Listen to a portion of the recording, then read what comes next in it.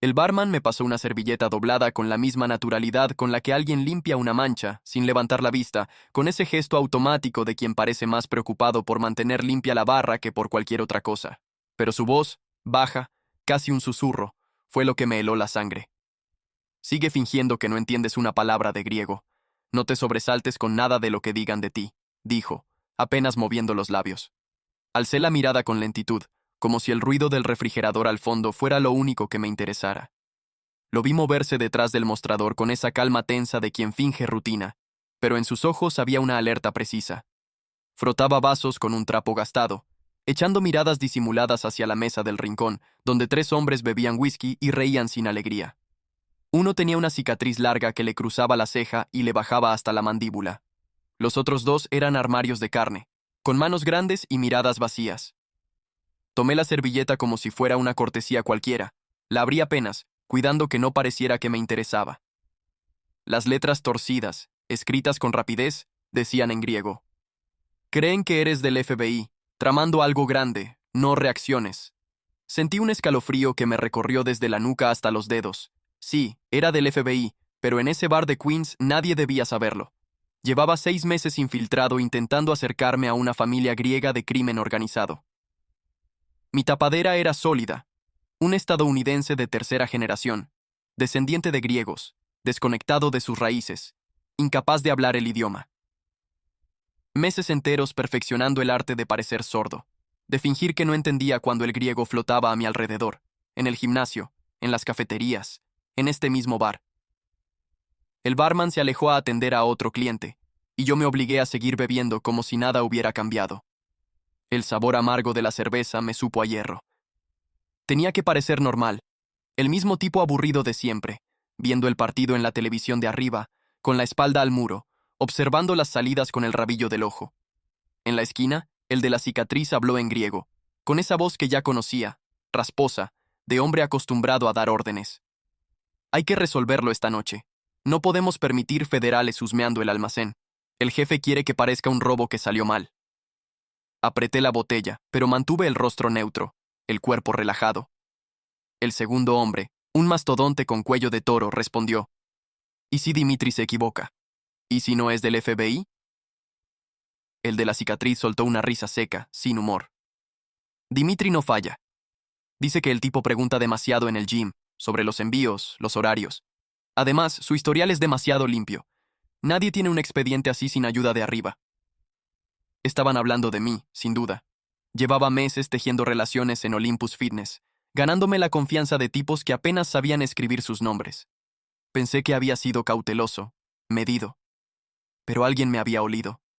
El tercero, de rostro cuadrado, voz lenta y profunda, dijo en griego: ¿y cuál es el plan? No aquí. Mucha gente. Lo seguimos hasta su casa. Lo hacemos limpio y sin ruido. La sangre me retumbaba en los oídos. Tenía que salir de allí, pero sin provocar sospechas. Deslicé el móvil bajo la barra. Escribí rápido con el pulgar: tapadera comprometida. 3 hostiles planean seguirme. Solicito extracción. Envié el mensaje. Borré el texto y respiré hondo. Di un trago a la cerveza. Me reí falsamente de algo en la tele, sin entender ni una palabra del comentario deportivo. El teléfono vibró. Mensaje entrante: equipo de rescate a 20 minutos. Mantén el papel. Si puedes, sal por cocina 20 minutos. Me parecieron siglos. El barman volvió, fingiendo limpiar el mostrador cerca de mí. Su tono era casual. ¿Algo más, amigo? Estoy bien. ¿Puedo usar el baño? Asintió y señaló con un gesto vago hacia el fondo, detrás de la cocina.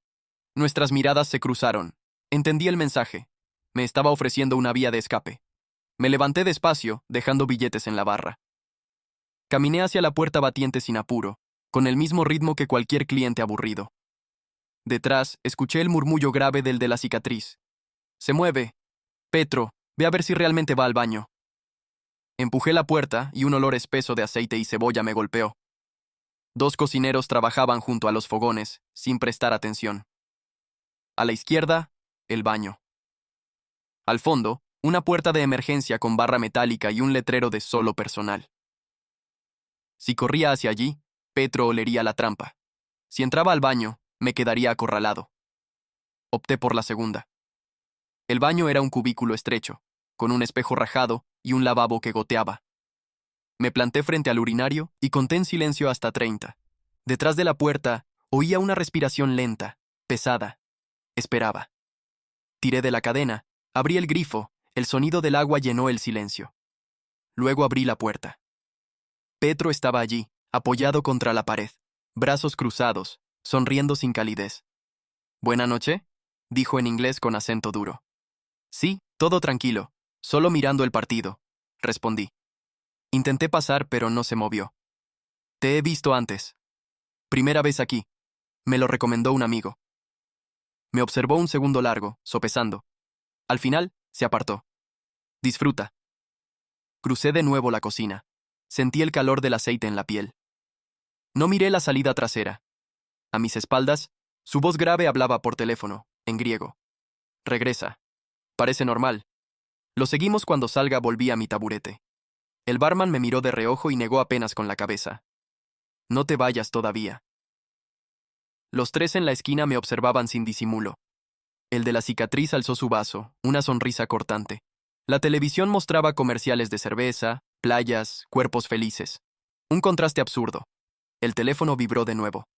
Accidente en Queens Boulevard. 30 minutos más. 30 minutos. 30 minutos con 3 hombres esperando el momento de matarme. El barman me sirvió una nueva cerveza sin que yo la pidiera. «Cortesía de la casa. Pareces necesitarla», dijo. Asentí. «Gracias». El líquido frío bajó como fuego líquido por la garganta. Mi mente buscaba salidas, sin éxito. Llevaba una pistola en la tobillera, pero si la sacaba allí, alguien inocente podría morir. El bar se llenaba poco a poco. Oficinistas soltando el estrés del día, abogados medio borrachos, parejas hablando alto. Nadie imaginaba la guerra silenciosa que se cocinaba en ese rincón. El de la cicatriz se levantó. Lo vi caminar hacia mí, cada paso como un golpe de tambor. Se sentó en el taburete contiguo. Pidió un ouzo. Lo observé de reojo. «¿Te gusta este lugar?», preguntó en inglés. «La cerveza está buena». «¿Eres griego?». «Mis abuelos lo eran. Yo no. Una pena perder la lengua». Hizo una pausa. Luego cambió al griego, mirando al barman. «Otra ronda para mi nuevo amigo». Su voz tenía filo. El barman sirvió sin pestañear. El de la cicatriz habló en griego, pero con los ojos clavados en mí. «Este tipo es FBI. Mira su postura, cómo escanea el sitio, cómo se sienta de espaldas a la pared. Eso es entrenamiento». Di un trago a la cerveza y fingí reírme de algo en la tele.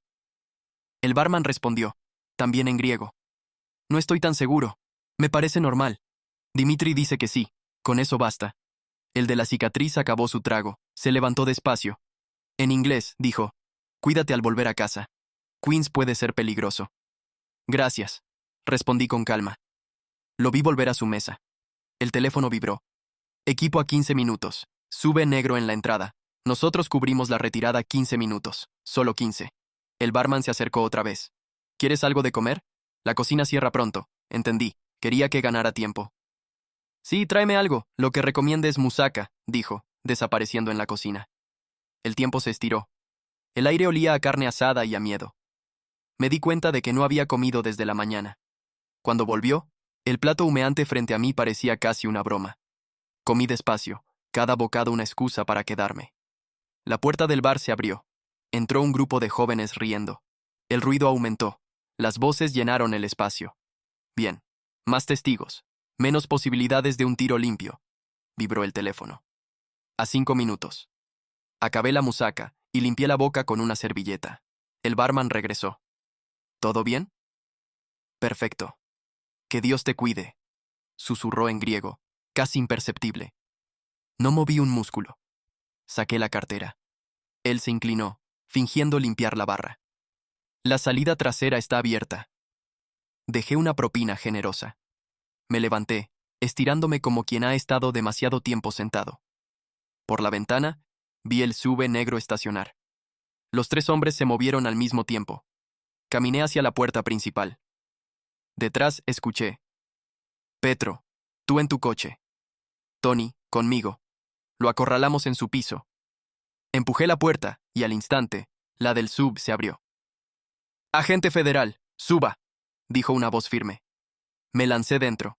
Sara Mittel al volante. Las llantas chirriaron. Por el espejo, vi a los tres salir del bar, gritando órdenes. 2 unidades policiales bloquearon la calle detrás. Avanzamos 3 cuadras antes de que pudiera respirar. ¿Estás bien?, preguntó Sara. Sí, de milagro. Tu tapadera está quemada. Asentí. Medio año de trabajo hecho cenizas. ¿Y el barman?, pregunté. Le debemos la vida. Lo pondremos bajo protección. Pero tú, amigo, acabas de reiniciar desde cero.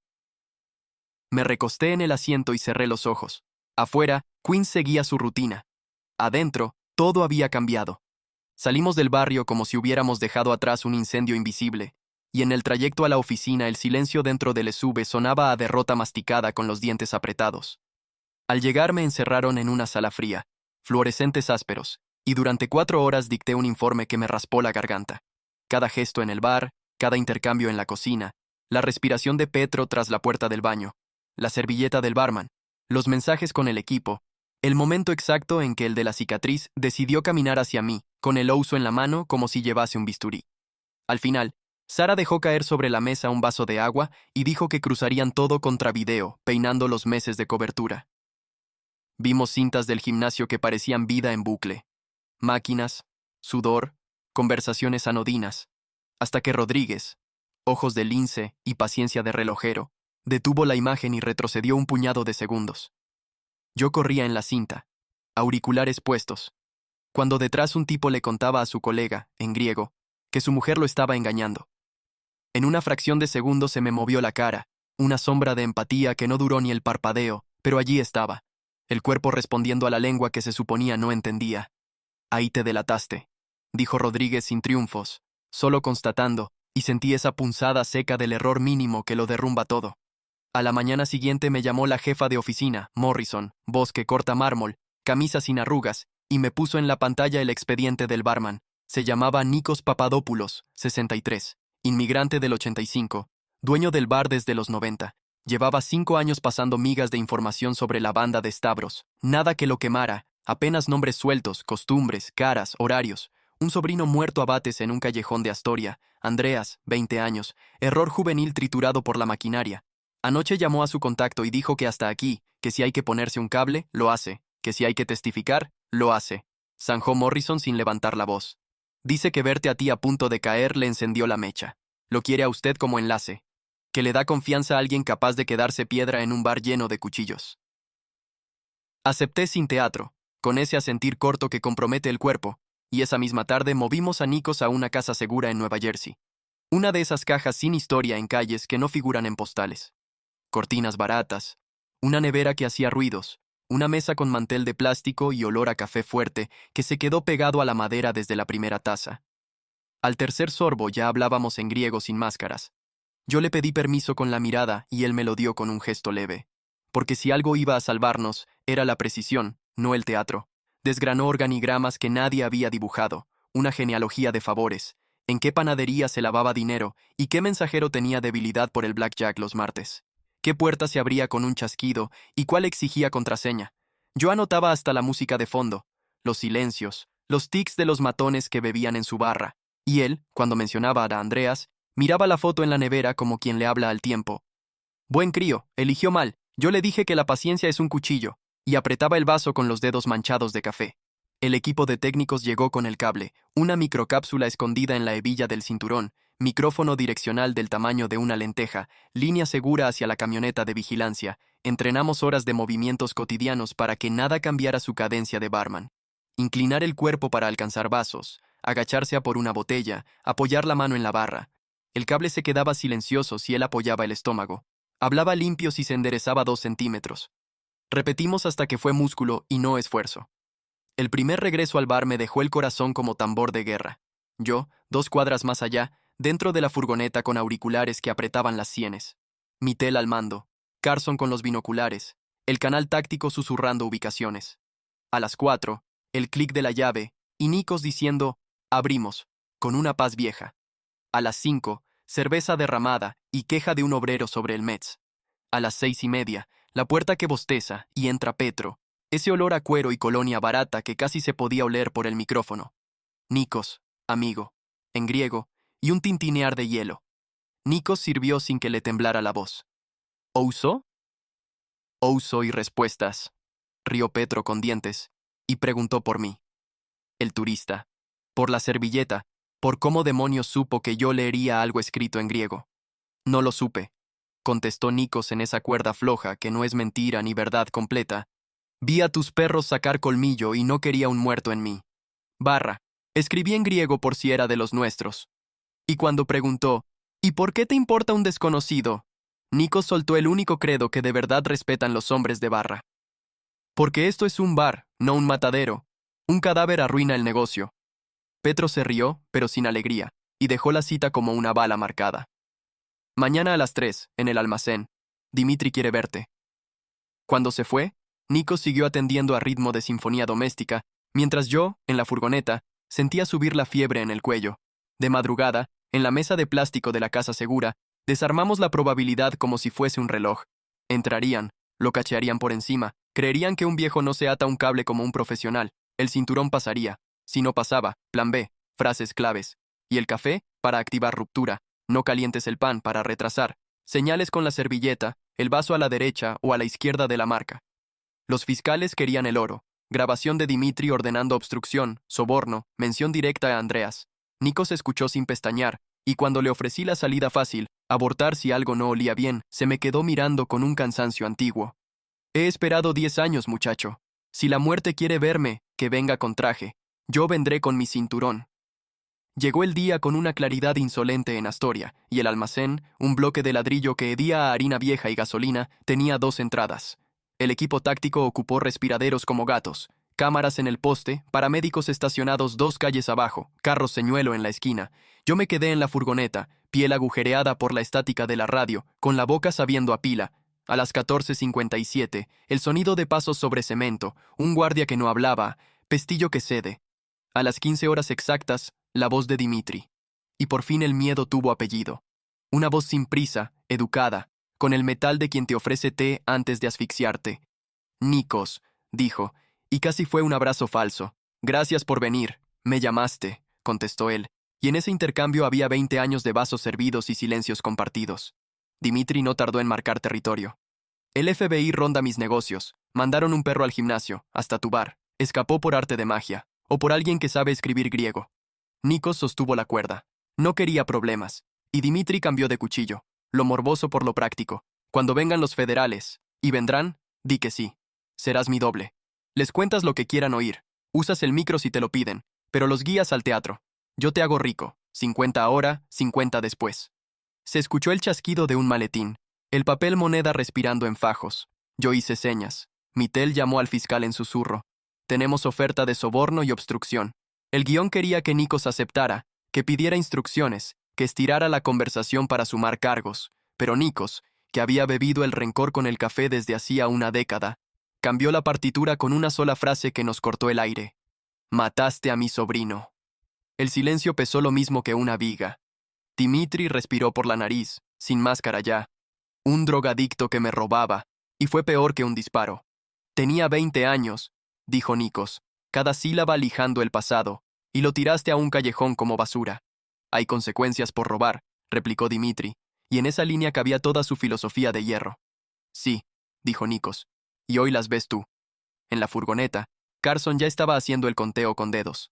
3, 2, 1. Pero no llegamos al 0, porque dentro algo se movió mal.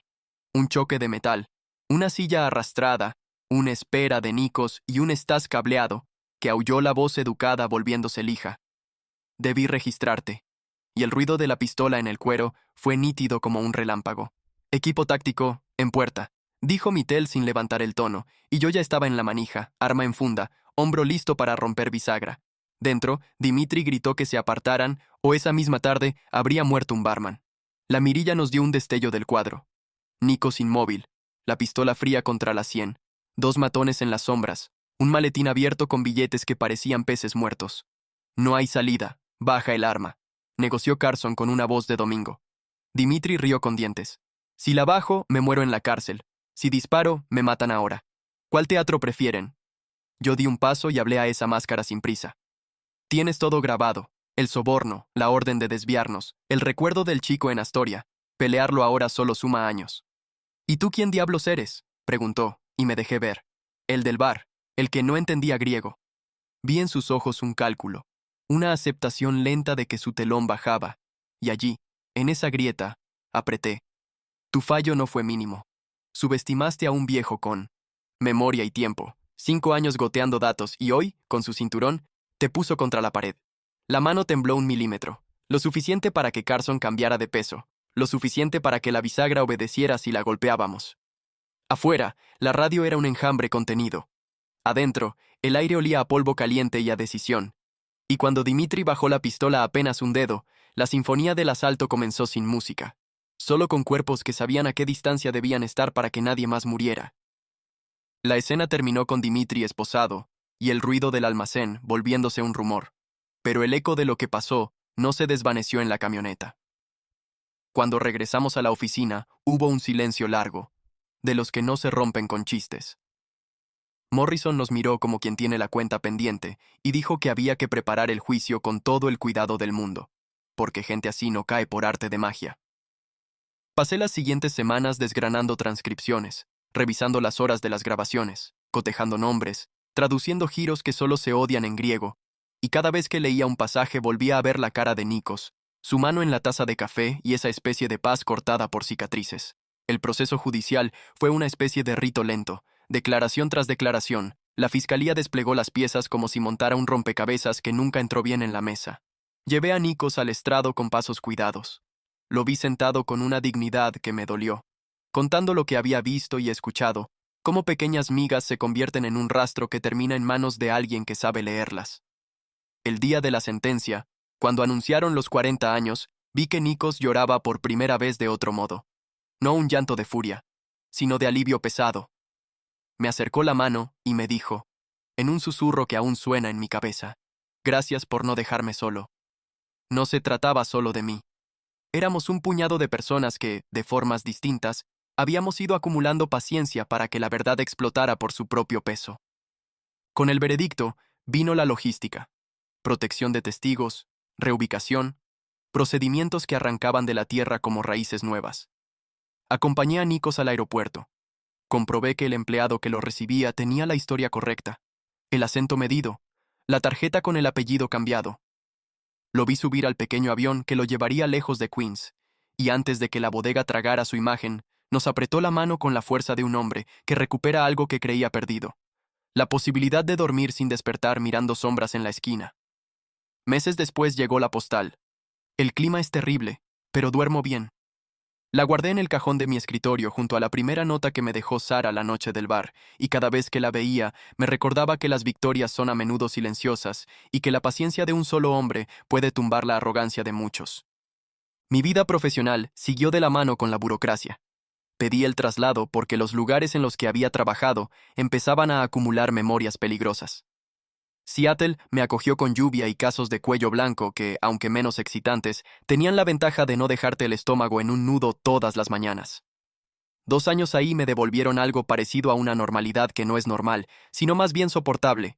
Me acostumbré a oficinas con vistas de agua, a horas que terminaban sin sobresaltos, a noches en las que la preocupación era un correo sin respuesta en lugar de una amenaza tangible. Y sin embargo el trabajo llama como un viejo vicio. Me llamaron desde la oficina central con un caso nuevo en Portland, una familia rusa que se movía como una telaraña, negocios de fachada que olían a petroquímica y promesas de dinero sucio en alturas que dolían. ¿Hablas ruso?, me preguntó el jefe que llevaba el caso. Pensé en la advertencia de Nikos, en la servilleta, en la noche en que fingí no entender mientras mi rostro entregaba una verdad minúscula, y respondí con honestidad, no, no hablo ruso. Esa fue la mejor cobertura posible.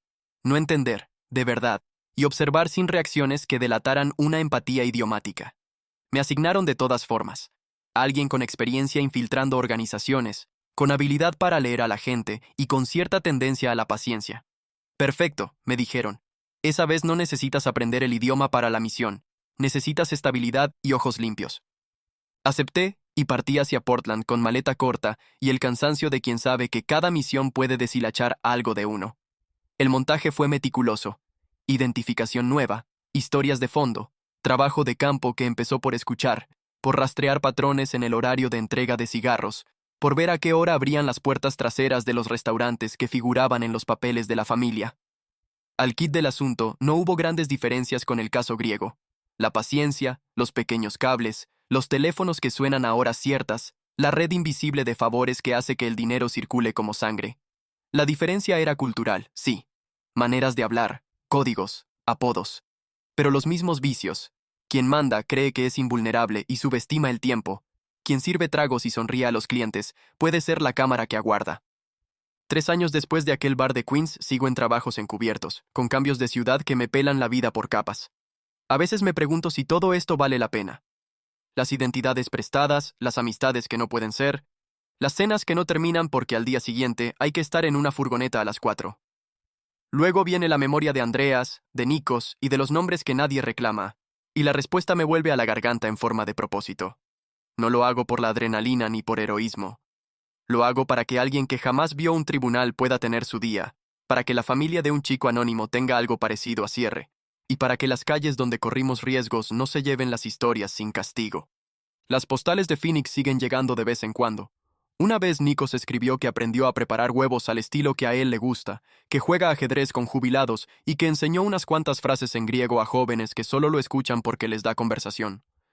Me cuenta que se ha hecho amigo de la señora del café, que duerme mejor y que a veces riñe al camarero cuando el café sale flojo. Esas pequeñas notas son como anclas. Las cuelgo en el corcho de la oficina como si fueran medallas de un otro tipo, no de guerra, sino de supervivencia y reparación. Me envían fotos de Nikos cocinando en su nueva cocina pequeña, señalando con orgullo una sartén vieja. Me gustaría pensar que eso es justicia y que es suficiente, pero sé que el mundo no se repara del todo con postales. Aún así, son banderas en mi escritorio que me hablan de que la paciencia funciona, que la observación cuidadosa y el sacrificio convienen a veces. Sigo trabajando, con menos ganas de demostrar algo y más ganas de hacer lo correcto. He aprendido a armar equipos que no se queman, a dejar que otros sean la cara cuando toca, a aceptar que mi papel muchas veces es invisible, y que eso está bien. Y en noches como la de Queens, cuando la lluvia vuelve a dibujar líneas en la ventana del despacho y la ciudad parece contener la respiración, pienso en cómo una servilleta y una mano temblorosa pueden encender procesos que acaban con jefes criminales tras barrotes y con ladrones de vidas pagando de una forma u otra. Me digo que la lección fue simple. La paciencia y la discreción son muchas veces más letales que la impaciencia y la exhibición. Que un viejo barman con memoria puede ser un hombre con el poder de desarmar imperios si sabe esperar y hablar en el momento exacto. Y que, a pesar de todo, cuando alguien te entrega su confianza y su historia, lo único que cabe es responder con el mejor cuidado posible.